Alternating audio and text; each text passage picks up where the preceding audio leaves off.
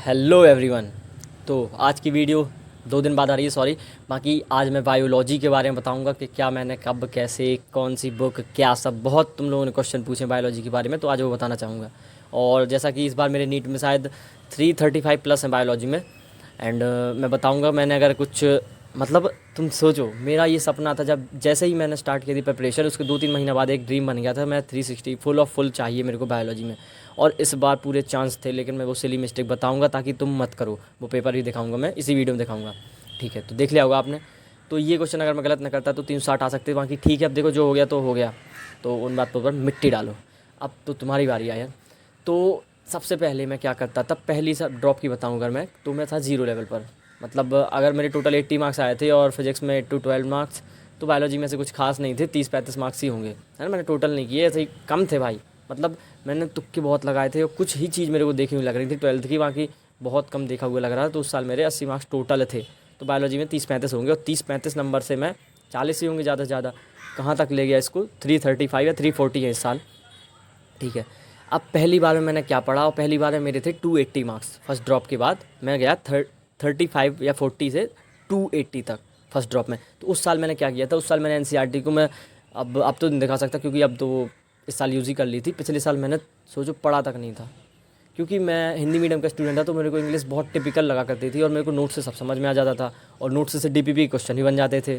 तो मैं नहीं जाता था एनसीईआरटी पढ़ने के, रहने दो हटाओ। बाकी नोट से सब हो ही जा रहा था, लेकिन वो वहाँ क्या पता था कि उस साल स्टेटमेंट वाले आ गए थे, बिल्कुल प्रिपेयर्ड नहीं था। और स्टेटमेंट वाले आने के कारण जिसको एनसीईआरटी की लाइन रटी हुई है ना, वो अच्छे बना पाता है क्वेश्चन। तो एनसीईआरटी इस बार मैंने सिर्फ एनसीईआरटी पढ़ी इस बार। तो मैंने तो पहली बार मैंने लेक्चर देखा करता था पूरा, 2-2.5 घंटा जितने का भी आता था पूरा देखा करता था। तरुण सर से पढ़ी थी मैंने बॉटनी, और एमडी सर से पढ़ी थी जॉलजी। तो जॉलजी तो इतनी मक्खन हो गई थी, सर जब सर का मैंने फॉलो किया था तब मक्खन हुई थी। सर क्या कहते थे, सर लेक्चर लेते थे और बताते थे कि लेक्चर ख़त्म होने के बाद तुम्हें, लेक्चर जैसे ही ख़त्म हुआ, तुम्हें आंख बंद करके माइंड मैप बनाना है। तो शुरू के 1-2 हफ्ते बहुत दिक्कत गई थी। माइंड मैप ऐसा कि सर ने जो जो पढ़ाया है वो रिकॉल करो। जैसे मैं क्या करता था, आंख बंद करता था, जैसे थायराइड हार्मोन का क्या रोल होता है, थायराइड हार्मोन ये वो है ना, जैसे निकलता है पीटीएच निकलता है पैराथायरॉइड से। तो वो क्या करता है, वो कैल्शियम बढ़ाता है घटाता है, ये क्वेश्चन अपने आप से पूछना पड़ता है। ये होती है मतलब एक अच्छी लर्निंग, इसमें तुम डाउट में नहीं रहोगे पेपर के टाइम। तो ये ऐसा नहीं आया था पहले दिन से, नहीं आ पाया था, ये प्रैक्टिस के साथ आया था। और सर ने माइंड मैप बनाना सिखाया था, कैसा कि तुम आंख बंद कर लो, पूरा लेक्चर रिकॉल करो। पूरा नहीं हो पाता था, ये तो सत्य बात है, लेकिन बहुत, जब मैंने स्टार्ट किया था तो मेरे को तो इतनी सी चीज़ नहीं हो रही थी, मतलब बहुत ही कम कि सर ने अच्छा ये चीज़ बोली थी। फिर उसके बाद मैं लेक्चर ख़त्म होने के बाद पहले आंख बंद करके माइंड मैप बनाया। अगर बन गया तो ठीक है, शुरुआत के 10-15 दिन कुछ नहीं आ रहा था, लेकिन धीरे धीरे धीरे धीरे जाके 1 महीने तक ये प्रैक्टिस करने के बाद इतना तेज़ हो गया था, मतलब इतना कि मैं आंख बंद करता था ना तो 10-15 मिनट में पूरे लेक्चर का रिकॉल हो जाता था। और ये मैं मैजिक की बात कोई नहीं कर रहा, ये साइंटिफिक प्रूफ था, इसलिए सर ने बताया था। एमडी सर को मैं मतलब बहुत नेक्स्ट लेवल मानता हूँ, वो अलग ही लेवल के इंसान है भाई, है ना। इसलिए उनको मतलब गॉड ऑफ जूलॉजी बोलते हैं सब लोग, क्योंकि भाई उनमें अलग ही टैलेंट है, उनमें वो मुझ में भी पैदा कर दिया थोड़ा सा, और मुझे उससे बहुत फ़ायदा। और मुझे नहीं लगता ये यहाँ बस नहीं, ये पूरा एमबीबीएस में ही फ़ायदा करेगा। रिकॉल की टेक्निक उन्होंने इतनी अच्छी सिखाई थी, तो मैं तुम्हें भी वही बता रहा हूँ कि जैसे ही लेक्चर ख़त्म हो, चाहे जौन सब्जेक्ट का हो, आंख बंद करो, ध्यान करो कितना आ रहा है भाई, गलत ही होगा ना, और ज़्यादा हो सके तो उसको नोट कर लो। तो फिर मैं क्या करता था, जैसे ही मैंने रिकॉल किया, जो चीज़ नहीं आई शुरुआती दौर में, तो पूरा फिर लेक्चर पढ़ता था। नोट्स से 15-20 मिनट लग जाते थे मेरे को, क्योंकि एमडी सर ज़्यादा नहीं लिखवाते हैं, मनीष दुबे सर ज़्यादा नहीं लिखवाते हैं। मैंने बहुत आजमाया है, तरुण सर बहुत लिखवा देते हैं मतलब, लेकिन एमडी सर बहुत कम लिखवाते हैं। मैं कंपेयर नहीं कर रहा हूँ, मैं बता रहा हूँ खाली, दोनों टीचर और सब में भाई अपनी अपनी जगह। तो फिर मैं क्या करता था, जैसे ही रिकॉल कर लिया, फिर पढ़ लिया, फिर उसके बाद एक बार आँख बंद कर। ये शुरुआती दौर था, क्योंकि मेरे को आ नहीं रहा था, और मैं मतलब पूरा दृढ़ निश्चय था कि मेरे को एक बार में ही निकालना है। वो नहीं निकला, वो अलग बात है, लेकिन अपने आप से तो लेके चलो, तुम्हारा फर्स्ट ड्रॉप नहीं लास्ट ड्रॉप है। अपने आप से तो लेके चलना पड़ता है, नहीं तो इतना 80 से 483 नहीं पहुँच पाता मेरा। ये अपने आप से लेके चला था मैं कि भाई मेरे को इसी साल निकालना है। और फिर जैसे जैसे रिकॉल की टेक्निक डेवलप होती गई, तो फिर मेरा तो आंख बंद करके रिवीजन हो जाता था। और देखो कुछ चीज़ तो होती ही रहती गलत, हमेशा 100% कुछ सही नहीं होता। तो फिर उसके बाद मैं फिर नोट्स पढ़ लेता था, तो फिर 10-15 मिनट लगते थे, और देन उसके बाद मैं डीपीपी कर लेता था, बस। ये होगा जॉलजी की बात। अब बॉटनी में क्या, बॉटनी में देखो थोड़ा अप्रोच अलग रहती थी, क्योंकि तरुण सर के लेक्चर में मेरे को थोड़ा टाइम लग जाता था, उनके नोट्स बहुत लेंदी होते करते थे। मैं दोनों सर के नोट्स दिखा रहा अभी, ठीक है। सो है एवरीवन, और ये जॉलजी के नोट्स हैं, मनीष दुबे सर ने करवाए थे। और ये 11th का चैप्टर है, बाकी इसमें सब 12th का लिखा हुआ है। 11th वाली कॉपी मेरी मिल नहीं रही फिलहाल, तो मैं ये दिखा देता हूँ। ये बायोमोलिक्यूल को देखो तुम, मतलब वो फ्लो चार्ट में इतना बेहतरीन याद करवा देते थे। और देखो, और भाई मेनली क्वेश्चन यहाँ ये देखो, क्या पता अगले साल यहीं से क्वेश्चन आ जाए। ये बहुत इंपॉर्टेंट पेज है। मैंने देखो इसको बहुत बार देखो, ये मैं खुद की ट्रिक बना लेता था, मतलब छोटे छोटे फॉर्म में कुछ भी जो भी तुम्हें ध्यान है। थार तो T for toxin, A for abrin, R for ricin. देखो टॉक्सिन का याद नहीं हो रहा तो मैं थार से याद कर लिया था, टॉक्सिन एवरिन राइसिन। तो खुद की ट्रिक्स बनानी होती है। अब ये नहीं तुम यही कॉपी कर लो तो फिर मुश्किल हो जाएगा। खुद की वो अपने आप डेवलप हो जाती है। ऐसे मैंने मुझे कैसे बनाई थी पता नहीं, अपने आप पढ़ता था, बार बार क्वेश्चन गलत होते थे तो अपने आप आ जाता कि भाई से ट्रिक बना लो वरना ये चला जाएगा। ये देखो, मतलब मेरे को उनके नोट्स बहुत सही लगा करते थे, एमडी सर के, मनीष दुबे सर के। ये देखो तुम, और मैं बनाता भी वैसे सही तरीके से था, मतलब मेरे को इनके नोट्स बनाने में बहुत मजा आता था। और ये देख सकते हो तुम, मतलब मैं सारे लेक्चर देखो, लेक्चर और जो लेक्चर होता था उसमें कोई भी पॉइंट मिस नहीं करता था। देखो यहाँ से क्वेश्चन आता था स्टाइल। तो मेन जो चार्ट थे वो ये एनसीईआरटी में भी दी गई थी, ऐसी कोई बात नहीं है। मगर नोट्स में क्या होता है ना, हम एक बार लिख लेते हैं तो याद जल्दी होता है। खुद का लिखा मुझे बहुत जल्दी याद होता है, सबका पता नहीं भाई, खुद का लिखा मुझे तो बहुत जल्दी याद होता है। ये देखो, ये ग्राफ वगैरह ये सब देख सकते हो। ये शायद केएम की वैल्यू पूछी गई थी एक बार, प्रीवियस ईयर में क्वेश्चन है। और ये भी पूछे जाते हैं एंजाइम के, मतलब उनके नोट्स परफेक्ट है। हाँ, ये ह्यूमन रिप्रो यानी 12th चैप्टर, वो सॉरी 12th क्लास स्टार्ट हुई है। इसके नोट्स भी मैंने बहुत बार पढ़े थे, लेकिन मैं सजेस्ट करूँगा कि 12th की एनसीईआरटी पर फोकस रखो हमेशा।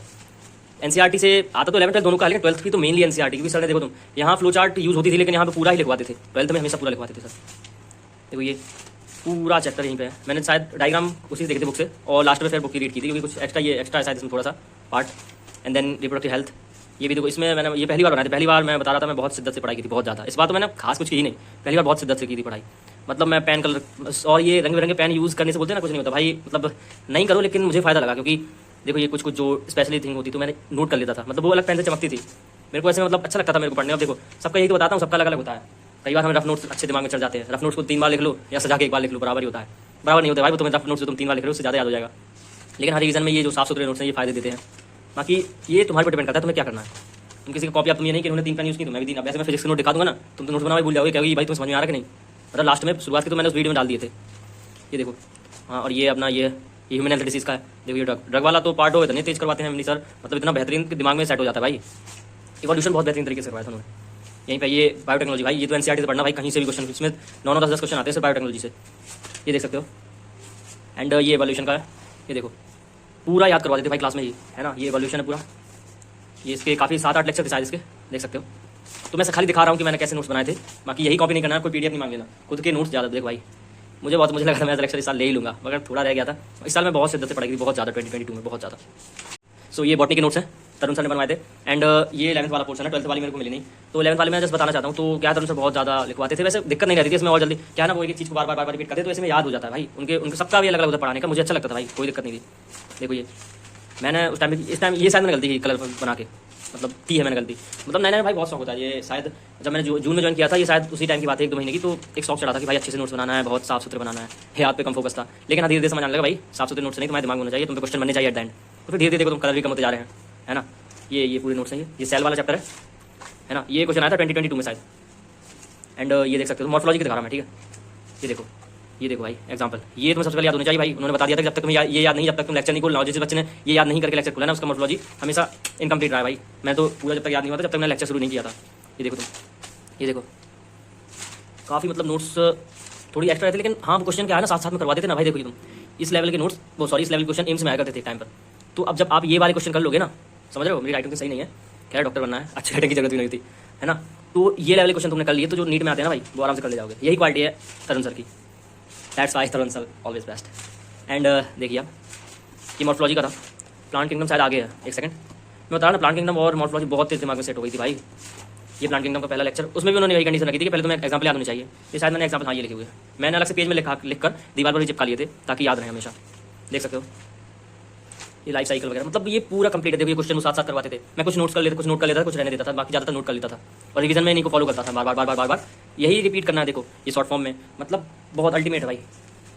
एंड तुम भी अपने आप नोट्स बनाओ, नोट्स खुद के होने चाहिए भाई। मैंने किसी के भी नहीं देखे थे, जो सर लिखवाते थे बोर्ड पे एक चीज़ लिखता था। देखो तुम एक चीज़ लिखता था। हाँ नोट्स के बाद तुम एनसीईआरटी पढ़ सकते हो, 1-2 बार नोट्स पढ़ लो और अच्छी बात रहेगी, 3-4 पढ़ लो। बाकी एनसीईआरटी भाई जरूरी है, वो जरूर पढ़ना, उसको मत बिल्कुल मत, उसको तो स्किप करना ही नहीं, उसको अंडरस्टैंड मत करना भाई। ये 12th वाला चैप्टर है, रिप्रो इन फ्लावरिंग प्लांट। देखो बाकी थैंक यू, ये नोट्स हो गए मेरे, ठीक है। तो आपने देख लिए होंगे, एक मनीष दुबे सर के दिखाए थे मैंने और तरुण सर के। तो तरुण सर के थोड़ी लेंदी हुआ करते हैं नोट्स, तो उससे मेरे को जैसे एमडी सर का अगर उनका 1.5 आवर का आया करता था लेक्चर, 1.5 घंटे का, पहले साल में बता रहा हूँ मैं, पहले ड्रॉप में, तो वो मेरा निपट जाता था, मतलब 1.5x पे देखता था मैं, और मेरे को समझ भी आ जाता था, तो बहुत जल्दी निपट जाता था। मतलब 2 घंटे में उनकी DPP, revision plus lecture notes, ये सारा हो जाता था मेरा। लेकिन तरुण सर के मेरे को 3.5 घंटा 4 घंटा ये लग ही जाता था, और फिजिक्स में ज़्यादा, तो मेरा पूरा दिन इसी में चला जाता था, लेक्चर नोट्स। इसलिए तो बता रहा मैं, कुछ करने का मेरे को टाइम ही नहीं था। देन ये सब हो गया, तो ये चला पूरे साल तक। और वो चीज़ जो मैंने बताई थी रिवीजन, कि पहला लेक्चर, ये भी मनीष दुबे सर ने बताया था कि तुमने आज का पढ़ लिया। और उनके अंदर एक क्वालिटी थी, है भी अभी भी, कि वो लेक्चर पढ़ाते थे, आज का पढ़ा दिया, कल जो लेक्चर आना है तो वो आज का पूरा रिकॉल कर देंगे आपको। और मैं एक और चीज़ फॉलो करता था, सुबह उठते ही जूलॉजी ज़्यादा पढ़ा था, मेरे को बहुत इंटरेस्ट आ गया था, उन्होंने पढ़ाया था तो 5-10 मिनट फिर पढ़ लिया। एक तो लेक्चर के बाद पढ़ लिया, रिकॉल कर लिया, फिर उसके बाद जब सुबह उठा अगले दिन, तो लेक्चर जैसे ही देखना था एमडी सर का, मैं सुबह देखता था, तो उसके 5 मिनट 10 मिनट पहले ही मैं पहुंच जाया करता था अपनी टेबल पर, कि भाई पहले मैं ये पढ़ूंगा, उसके बाद एमडी सर का लेक्चर खोलूँगा। तो 5-10 मिनट वो पढ़ के फिर रिकॉल हो जाता था, सॉरी। और उसके बाद एमडी सर रिकॉल करवा देते थे। फिर जैसे ही 5वां लेक्चर हुआ तो पिछले 4 लेक्चर के उन्होंने रिकॉल करवा दिया, और मैं तो 4 का पढ़ के याद। तो जूलॉजी ना इस बार मैं सच बताऊँ ना, तो इस बार की जूलॉजी मैंने बहुत कम पढ़ रखी थी, लेकिन मुझे सारा पिछला लग रहा था। बोलते हैं ना कि हार्ड वर्क ऑलवेज पे ऑफ, मतलब कहीं ना कहीं वो तुम्हारी मेहनत रंग लाती है। तो इस बार मैंने खास नहीं पढ़ी थी जूलॉजी में, सच बताऊँ ना, लेक्चर लिए थे इस बार मैंने जूलॉजी के। 1 शॉट देखा था, एक ह्यूमन रिप्रो का देखा था, और शायद ह्यूमन हेल्थ का देखा था, मतलब बहुत कम देखे थे भाई इस बार मैंने। एमडी सर के नोट्स रखे थे, और एमडी सर के नोट्स में बताऊंगा भाई, 4-4 घंटे में क्या पता पूरे 12th के नोट्स पढ़ लिए। क्योंकि मैं बता रहा ना, ये जो मैं बता रहा था ना, डेली का रिवीजन बहुत ज़रूरी होता है भाई। ये कर रहे हो ना तो तुम्हें भाई लास्ट में जाके, मैं बता रहा है जूलॉजी मेरे से 6-6 घंटे में पूरी जूलॉजी खत्म कर रहा हूँ, 12th की 11th की कर रहा हूँ 5-5 घंटे। तो क्या भाई, ज़्यादा टाइम थोड़ी है तुम्हारी दोनों बुक, और जाने कितनी बार कर लिया। तो इस बार भाई इतना फ़ायदा मिला मेरे को। मेरे जूलॉजी में शायद 180 में से 170 प्लस हैं, सोचो जूलॉजी में मेरे। बॉटनी में थोड़ा कट गया, और वो भी एक तो सिली मिस्टेक हुआ था, तो जूलॉजी में मेरा फुल में फुल था, क्योंकि इतनी अच्छी पढ़ा रखी थी मनीष दुबे सर ने। और जो वो कहते गए मैं वो फॉलो करता रहा। अगर तुम सिर्फ पढ़ रहे हो तो नहीं, जो वो कह रहे हैं कि भाई इसके बाद तुम्हें रिकॉल करना है, इसके बाद माइंड मैप बनाना है, इसके बाद तुम्हें फिर से याद करना है, इसके बाद तुम्हें 4 लेक्चर पुराना पढ़ के आना है, तब लेक्चर देखना है, और मेरा रिवीजन भी सुनना है। वो क्लास में आते थे, अगर 1.5 घंटे का लेक्चर होता था ना उनका, 20-25 मिनट रिवीजन करवा देते थे। उनके अंदर यही क्वालिटी है। और मतलब मैं सजेस्ट इसलिए करूँगा भाई, वो अलग लेवल के टीचर हैं यार। मतलब ऐसा नहीं बोल रहा कि तुम भाई यकीन में जो टीचर उनसे मत पढ़ो, उनसे पढ़ो, लेकिन उनकी हर चीज़ फॉलो करो, क्योंकि सबका तरीका अलग होता है। लेकिन इंटेंशन सबका सेम होता है कि तुम्हें फुल मार्क्स सिक्योर करवाना है अपने सब्जेक्ट में, और तुम्हारा नाम बड़ा करना है, और तुम्हें डॉक्टर बनाना है। तो मैं ये नहीं कह रहा कि अब जाके तुम शिफ्ट हो जाओ। अगर सर के लेक्चर मिल रहे हैं तो अच्छी बात है, वरना जिनसे तुम पढ़ रहे हो वेल एंड गुड। मैं मतलब बिल्कुल नहीं सजेस्ट, मैं अपनी बता रहा ना, तुम लोग पूछते हो कि अपनी बताओ, तो मैं अपनी बता रहा अभी।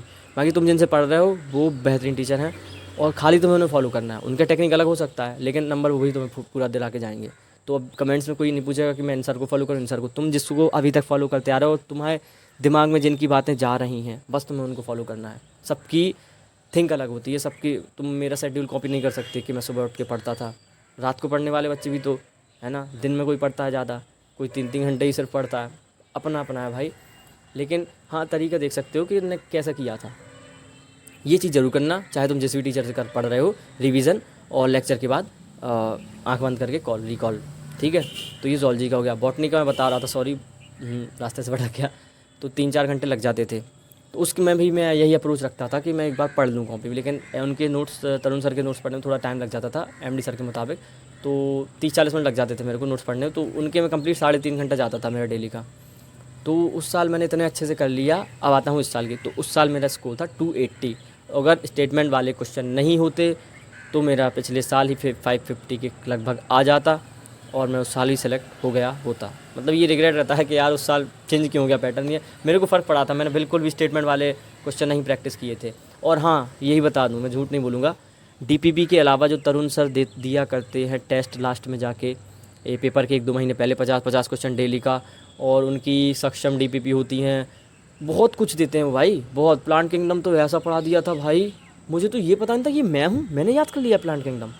और मॉर्फोलॉजी, तरुण सर से अच्छी मॉर्फोलॉजी प्लांट किंगडम मुझे नहीं लगता कोई पढ़ा सकता है, मुझे नहीं लगता भाई मेरे जैसे मतलब हिंदी मीडियम के बच्चे को इंग्लिश में पहले जाना, और ये इतने कठिन, तुम्हें खुद पता है प्लांट किंगडम में कैसे एग्जाम्पल, मॉर्फोलॉजी में कैसे, और वो याद करो तो वो भी क्वेश्चन ऐसे होना ऐसे होना भाई। पेपर में मैंने सेकंडों में किए हैं मॉर्फोलॉजी क्वेश्चन, बहुत 2-3 सेकंड में, क्योंकि भाई तरुण सर इतने लेवल के क्वेश्चन करवा देते हैं ना पेपर में, ये आता है। और मुझे वो पहले पता नहीं था। अब तो मैं मतलब मैं बिल्कुल जज नहीं करता था, मैं पहले PYQ पर तरफ ध्यान नहीं देता था। ज़रूरी हैं, लेकिन मैंने शुरुआत में PYQ पर कभी ध्यान नहीं दिया। अगर मैं दिया होता ना तो मैं तो कहता कि तरुण सर तो 11 पढ़ा रहे हैं, वो तो बहुत ज़्यादा पढ़ा देते हैं, है ना, इतनी तो हमें ज़रूरत भी नहीं है। लेकिन नहीं भाई, वो ज़रूरत है। वो कुछ क्या तुम भाई, मैंने फिर पता चला कि अच्छा इसलिए उन्होंने ये लेवल का पढ़ा रखा था ताकि ये लेवल के क्वेश्चन तुम सेकंडों में चुका दो। तो मतलब thank you Tarun sir and Manish Dubey sir. बहुत मतलब अब मुझे फ़र्क नहीं पड़ता कि वो कहाँ है क्यों नहीं है, लेकिन मेरे लिए वो टीचर हैं। उन्होंने तो मुझे पढ़ाया है। वीडियो कट हो गई थी तो मैं हमेशा भाई रिस्पेक्ट करूँगा और करते रहूँगा भाई, क्योंकि है उनका लाइफ में रोल है भाई। 35-40 नंबर से 280 तक पहुँचा दिया भाई, और इस साल भी 330-40 आ रहे हैं। उन्हीं के 1 शॉट देखे थे मैंने, है ना। और इस साल के मैं बताऊं तो इस साल का मैं जल्दी बता दूं, क्योंकि मैंने इस साल सिर्फ़ और सिर्फ NCERT पढ़ी है।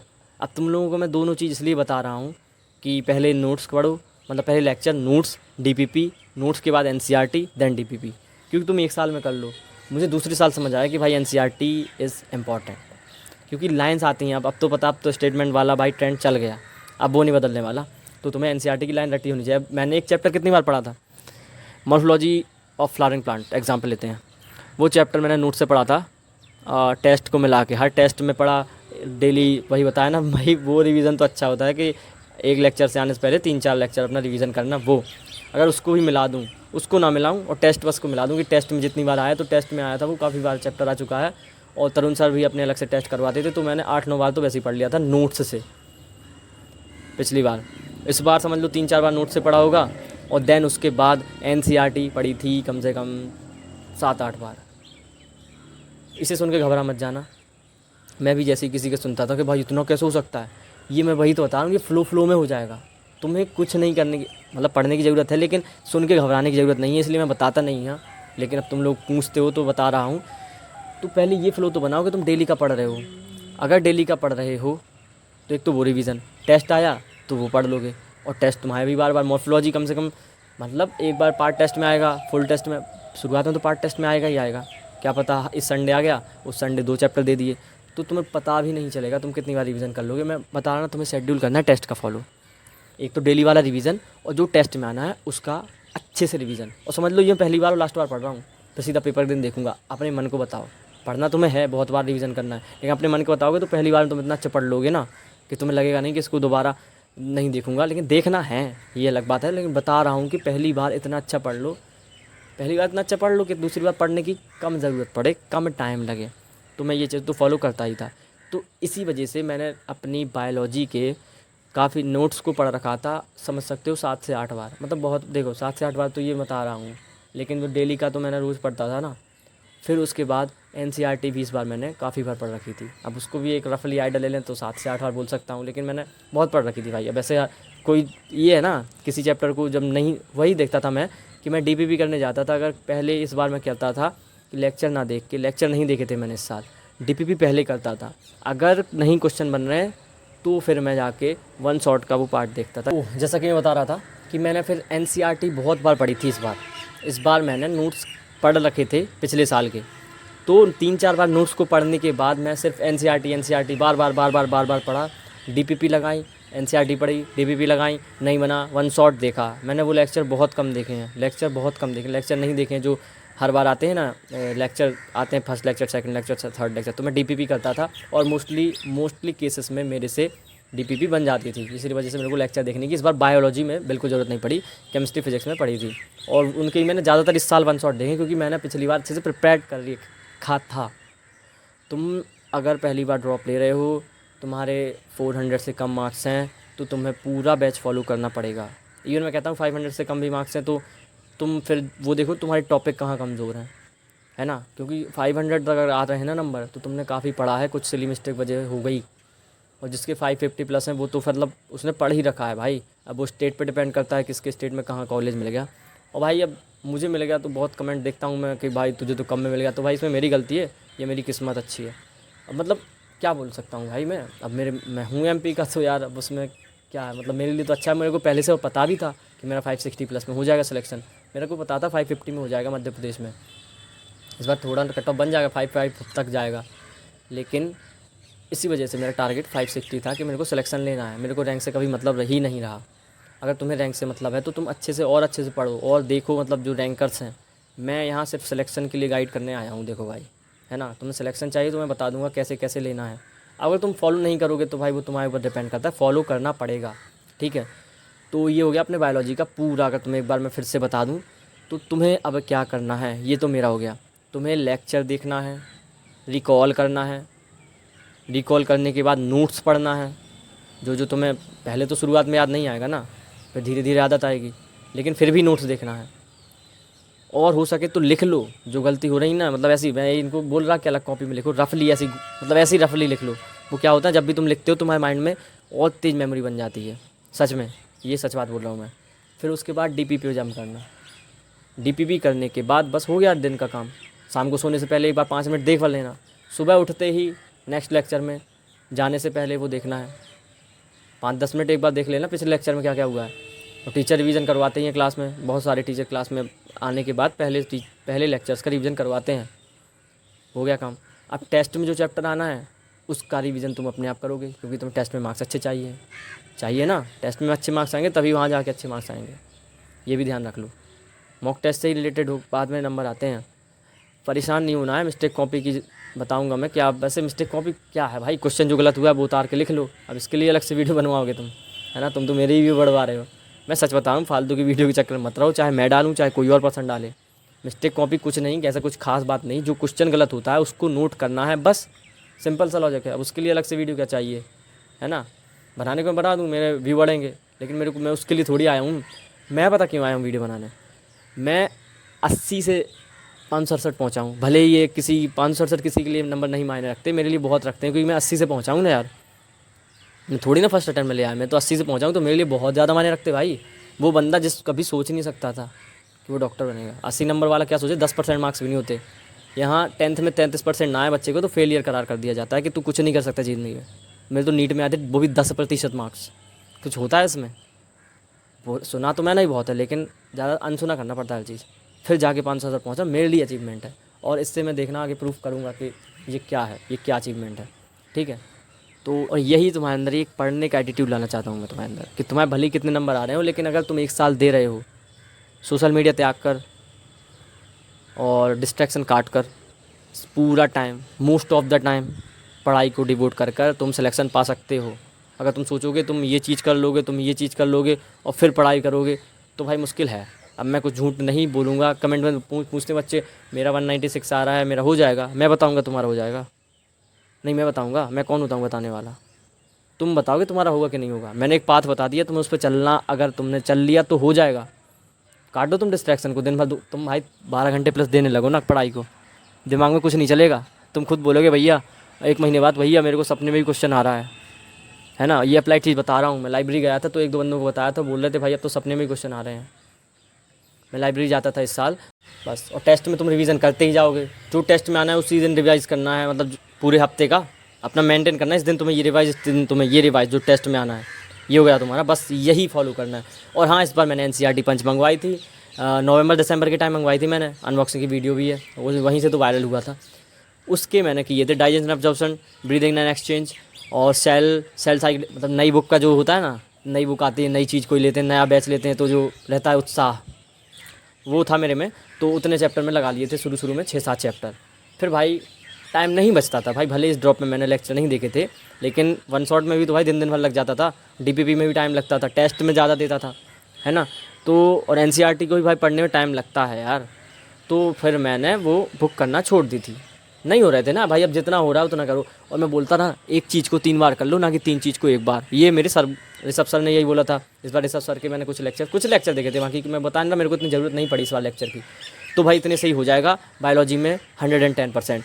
लेक्चर, उसके बाद रिकॉलिंग, देन नोट्स, फिर रिकॉलिंग, DPP, टेस्ट में जो आ रहा है वो रिवीजन, और हर टेस्ट का रिवीजन। तुम्हारा एक चैप्टर जाने कितनी बार रिवाइज हो जाएगा टेस्ट के साथ, तुम्हें पता भी नहीं चलेगा।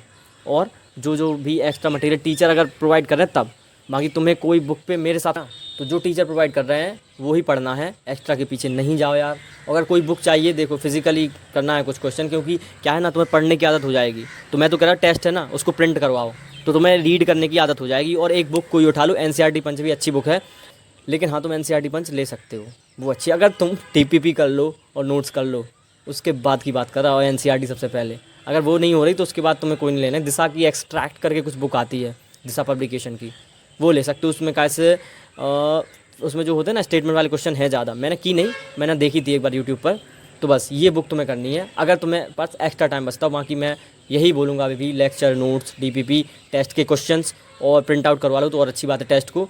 और क्या बोला था, बस इतने में हो जाना है। और एनसीईआरटी तो भाई भूलना ही नहीं, सॉरी एनसीईआरटी कैसे भूल गया मैं। तो एनसीईआरटी पढ़ना है लेक्चर के बाद 110%। अगर तुम इनमें से एक भी स्टेप अनफॉलो कर रहे हो तो दिक्कत आ जाएगी, फॉलो करना है, ठीक है। और हर तुम बोल दो ये वीडियो बना दो, वीडियो बना दो, भाई हर वीडियो में यही मिलेगा लेक्चर नोट्स, क्योंकि मैंने वहीं से सिलेक्शन पाया है। और हाँ अदर स्टेट की बात कर दूँ तो भाई 600+ स्कोर सेफ माना जाता है, 610 मान लो, ठीक है। तो भाई 610 के लिए कितना, मेरे से लगभग 40 नंबर ज़्यादा, तो तुम निकाल लो ना, निकाल लो 40। केमिस्ट्री मेरे से 115 आया शायद, तो मैं केमिस्ट्री गाइडेंस इसलिए ज़्यादा नहीं दे रहा हूँ क्योंकि मैंने कुछ प्रूफ नहीं करके दिखाया। बाकी मैं तुम कहोगे तो दे दूँगा, तो तुम वहाँ पे 30-40 बढ़ा लो ना, मैं भाई गाइड कर सकता हूँ, इतना मुझे अपने ऊपर कॉन्फिडेंस है, ठीक है। क्योंकि मैं 80 से गया हूँ ऊपर, तो मेरे को पता है कैसे तुम्हें 0 से ऊपर तक जाना है, स्टेप बता दूँगा। और स्टेप यही है, बता दी है जो मैंने हर वीडियो में। अब अलग से वीडियो तुम्हें चाहिए तो बोल देना, बाकी मुझे ऐसा नीड नहीं लग रही कि अब तुम्हें कुछ वीडियो चाहिए। अब प्रॉब्लम बताना कहाँ पे प्रॉब्लम आ रही है, किस चैप्टर में पर्टिकुलर प्रॉब्लम आ रही है, तो अगर मेरे पास उसका सॉल्यूशन होगा तो मैं बताऊँगा।